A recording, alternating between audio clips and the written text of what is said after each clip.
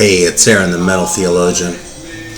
Alright, so this video is going to be some new arrivals and actually record store day things. It's kind of a trip. I've kind of been of the school of every day is record store day.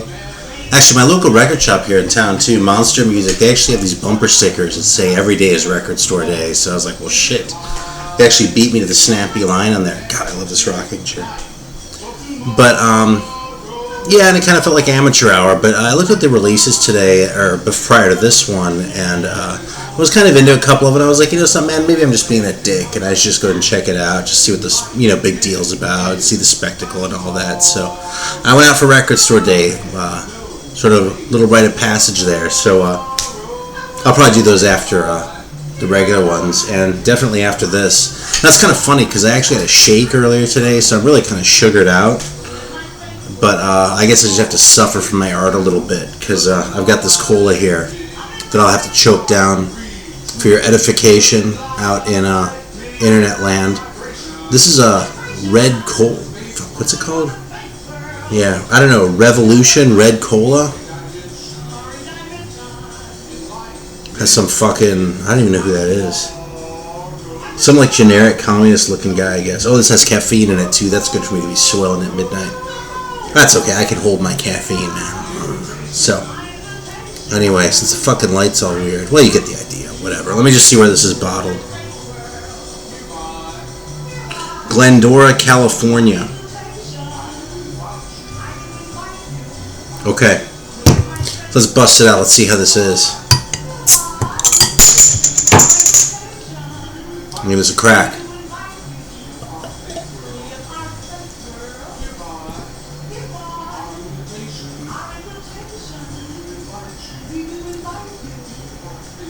It's weird. It has like an overtone or something weird. I can't quite put my finger on it. It almost tastes like, they've had like those green tea colas before and shit like that, like where they put some weird like tea flavor or something in there and it gives it like a weird sort of edge.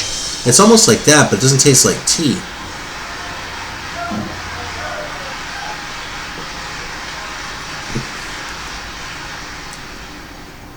I don't know, it tastes too like it's sweeter than what it actually tastes like. I'm not sure if I like this one or not. I mean, it's fine, don't get me wrong. I mean, none of these colas are like bad, Would I drink one of these if I were at your house and you offered me one? Oh, hell yes. But, it has high fructose corn syrup. That might be half the problem. Caramel color, phosphoric acid, natural flavor. And there's a red in here, although I can't see that through the brown bottle. Well, whatever.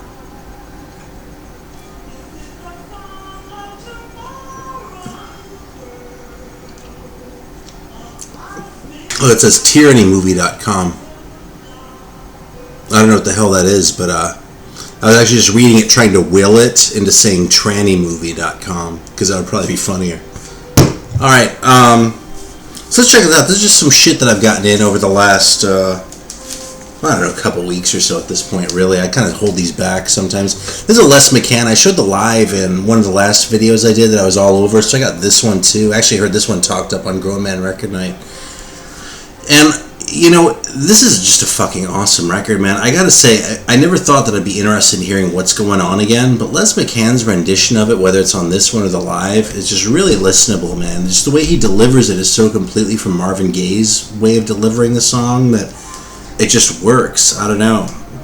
North Carolina is like an awesome, like, synth freak out. Just fucking great. Like, an honest to God jazz man just like freaking out on some kind of fucking keyboard that just sounds great. And I don't know, I just really like the songs, man. It's a fun record to listen to. I've been playing that kind of a lot. Same deal with this one.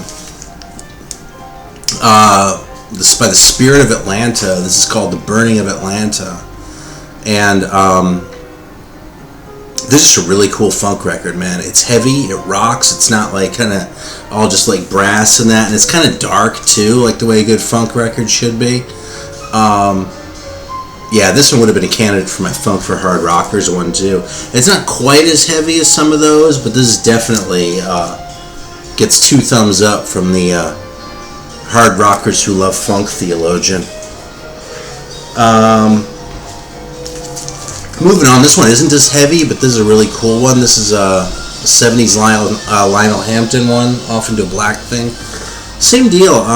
This stuff isn't really very hard, but and it's funny because I never really cared for Lionel Hampton, but I've been really digging some of the '70s stuff. I don't know, somehow the vibes just work for me, and sort of the relatively trite song selection and the kind of ordinary instrumentation on this record. It just makes for a fun record to listen to. Like, if you asked me why I love this record, I'd kind of have a hard time articulating it, but I've played this a few times, man. I'm totally enjoying it. So another one I recommend. I don't recommend paying an arm and a leg for it, but alright, this is sort of a semi-recommendation from Rob Paniques.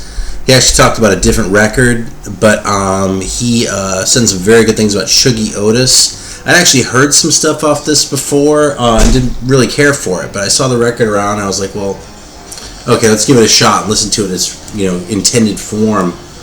And I've got to say, I really enjoyed the hell out of this record. Now, it's not anywhere near as heavy as I would have expected. It's really a relatively soft record. I mean, it has some parts that kind of deliver that a little bit more. There's definitely a funk thing going on. I mean, this is going to get filed in my funk section. That's pretty much where it belongs. But it has a lot more strings than I would expect to like on a record like this. I mean, that's really the thing. When I see like violins and violas and shit like that in the credits, I kind of go, But this record delivers, man. So I kind of wish I had a crap one here for contrast. Pretty much everything I'm showing today is pretty good. I kind of don't feel right when everything's good. This is one of my favorite ones, though. I already had the first Funk Incorporated record. I like this one even more, man. This record's fucking fantastic, man. I put this on when I was cooking a few days ago. I was fucking dancing around the kitchen like a goddamn 15-year-old girl, man. This record's just awesome, dude.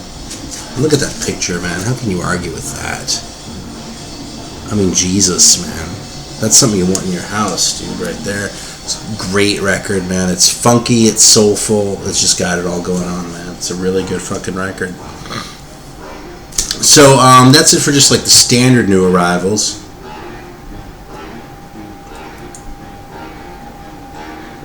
Yeah, this thing is weird, man. It has a little bit of a cloying finish that I'm kind of not digging. Yeah, that one isn't going to get bought again. I can pretty much tell you that. So like I said, I went out for record store day. Actually, I even got up early, man. That doesn't normally happen on the weekend. That's kind of an unusual thing. Got up early and ended up sort of getting sucked into some family business. Actually went out to look for some shit for Spencer, so I didn't get to the record shop until later than I expected. And I still got everything I wanted except for the Sun Ra records, which were out. So I ended up having to make another trip to another shop that's out in Somerville, and I have to give a little tip of the hat to Cats Records in Somerville outside of Charleston, because not only do they hook me up, but they hook me up right. I don't know how much I should say, because if you walk in off the street and you're a dick to them, then you're probably going to get the same back. But they took good care of me, and so if you're around here, spend lots of money there. So here is what I got. I got this at Monster here. This is just a reissue of the first Soft Machine record. It's one of these probe ones, and I used to have this a long time ago. I might have even gone through 2 copies of this. Kind of got sick of English prog when I got into the whole like German thing and all that. But I've kind of been rediscovering some of this stuff, partially through the VC, but partially because some of these records are just good. Well, I really gotta give the VC credit though, because I wouldn't necessarily have thought about Soft Machine if they didn't get so much love. Honestly, now, if it's a choice, if you're at your local record store and you don't know either band, it's a choice between this record and Ege Bamiasi by Can. Buy the fucking Can record. It's a better record, okay? But this is a really cool record. It's not all like sort of noodly and kind of precious the way a lot of English prog tends to be. It still has songs. It still has jams, though. And I don't know, to a certain degree, I think it might be helped by the fact that it's just a 3-piece, But this isn't like sort of that jazz shit that they started doing later on that, I don't know, there's nothing wrong with like the third Soft Machine, but it's not what I reach for when that's the mood I'm in, Yeah, but this is a really cool record. Songs are nice and short.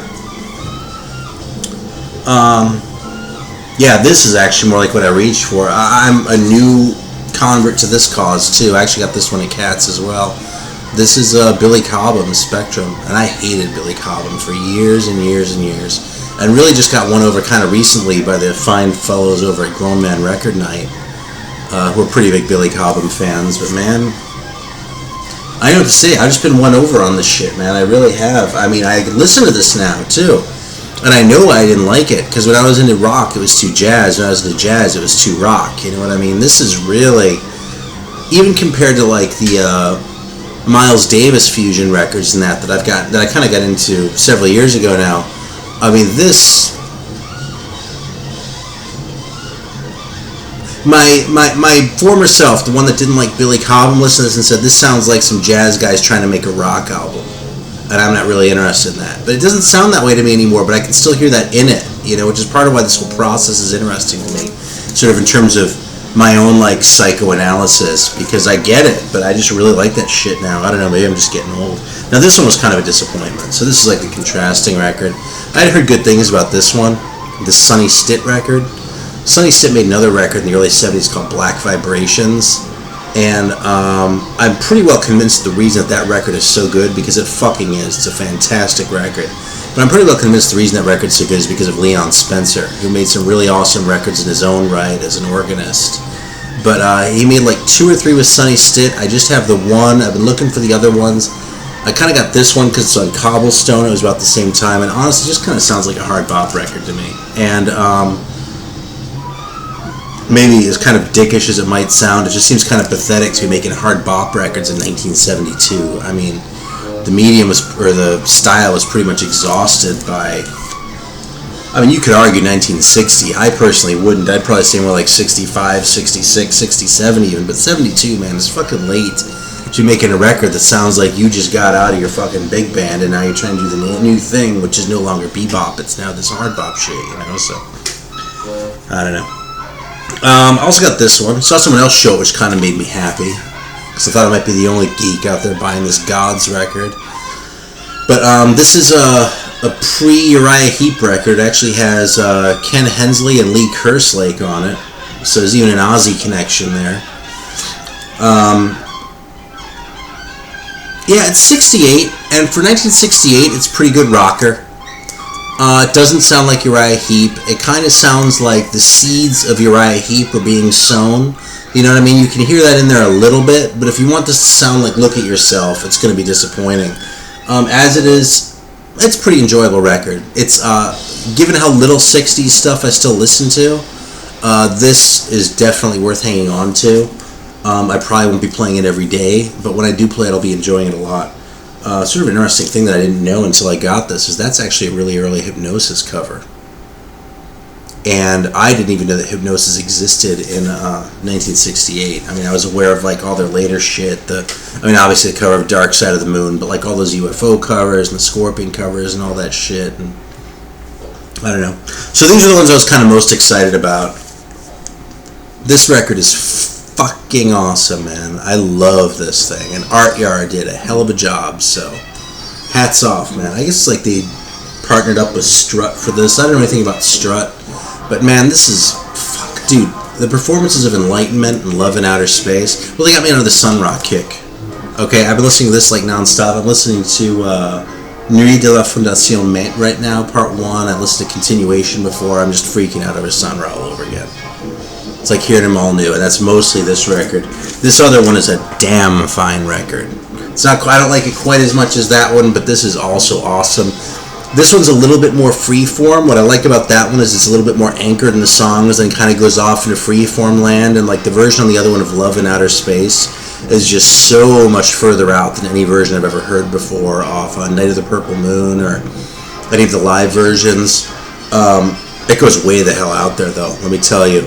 This one kind of hangs out there and stays there and kind of comes back periodically into sort of non-Sun Ra world before going back out. And it's really cool, but it's kind of a more advanced record as far as his catalog goes. These are both early 70s, though. They're both live recordings. This one was recorded in Copenhagen in 71, and this one was somewhere in France, I think, in 73.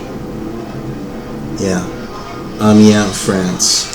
So, but anyway, man, these fucking made my day, and these are worth going out for. If you didn't get them, I don't know about this one, but the one that you need more of the two, this is supposed to get a regular release later in the year, too, so you haven't missed a boat on that one. And if I weren't such a fanatic, I probably wouldn't have driven out of my way to get it, but I just couldn't wait, man. That's what got me out of bed, was fucking Sun Ra. Alright, so got a couple more things here. I've got this Antorchas 45, which I pretty much felt like was a moral imperative for me to buy, man. I mean, at my local record shop here in Charleston, I don't know how many Mexican psych rock fans there are, but I was like, yeah, there's an Antorchas record that pretty much has my name on it. And it's good. It's not one of my favorite Mexican bands, you know. It's not even up to the level of like Los Dugs, let alone like fucking La Revolucion de Emiliano Zapata or Nahuatl or one of those guys. But this is still really enjoyable stuff. Kind of, you can definitely hear the 60s in it, even though it's about 71, and that's actually what kind of holds it back a little bit for me. Then I totally bid on this one too, because I'm a sucker. I'm a huge fan of this era of Deep Purple. This lineup of Deep Purple could have taken a crap and like marketed it as a Deep Purple record, and I would have bought it. In fact, I did. It was called, they did, and I did. It was called Who Do We Think We Are? Because that record was a total piece of crap by the classic lineup. I don't care what anyone says, man. That record sucks, and I still own it, and I still even listen to it again and try to like it about once a year. But man, this is the shit, and these alternate versions, especially Speed King, apparently was a Dutch single. It's actually a different, not just different mix, different performance, at least on the keyboard, and yeah, I'm all over that shit. And then finally, I kind of saved my biggest bitch for last. I got one of these. Let's see. Is that even showing up? Yeah, it's the Metallica tape. There we go. You can see how they sort of did that shit. The fucking light's all weird because of the shrink wrap. Because I didn't even crack it. Because I'm going to flip it on eBay. So, no, I'm just kidding. I'm not going to do that. This is my copy. So it's kind of cool. I actually kind of like how they did this tape, you know what I mean? With like the handwritten thing and sort of the stamp to indicate that it's an official release, and that's it. Like that barcode doesn't do it. That's a little bit lame. But okay, that's cool. But want to see what bugged me about this thing? Here, check this out. You see that right there? It says high bias. What does it say? I can't see. Chrome plus high bias right there on the tape itself. Well, if you look at the top, you see that? That's a fucking normal bias tape. Sons of bitches. They cheaped out on us. They say high bias there, but then look at that. Would they think they wouldn't notice? Or we wouldn't notice? I was kind of pissed, man. I mean, I'm not like pissed, like, goddamn. I'm just like, come on, guys. I mean, really, how much more would the production cost have been if they'd used a chrome tape? Or else just leave that off. I don't think it adds authenticity. I don't think every copy of this that got dubbed by some fan was on a chrome tape. So, I don't know, man. What can I say? That irked me just a little bit. But I was still enough of a sucker to buy the damn thing. And eventually I'll play it. And I actually leave shit sealed sometimes, because then I go and find it and I go, oh, look at this. It's sort of like Christmas, you know what I mean? So that's the real reason I leave it sealed. So that's it. I'm going to cut it short because I left my cigarette in the other room, but my electronic thing. But yeah, found some pretty good shit. I'm pretty happy with this haul. It's not, you know, like an earth-shaking, like, great stuff, but these Sun Ra records are worth the trip, and this is really nice stuff anyway, so, yeah, I hope no one bought the Bruce Springsteen records, though, man. That's a fucking rip-off. Those are dollar records, dude. You don't need to spend $24.95 for 180 gram. If you did, God love you. You know, that's great. It's good for the economy. It's good for the record store. But, I'm just baffled sometimes by some of the shit that comes out, like. Okay, anyway, though, thanks for watching, and that's my thumb. There it is. And until next time.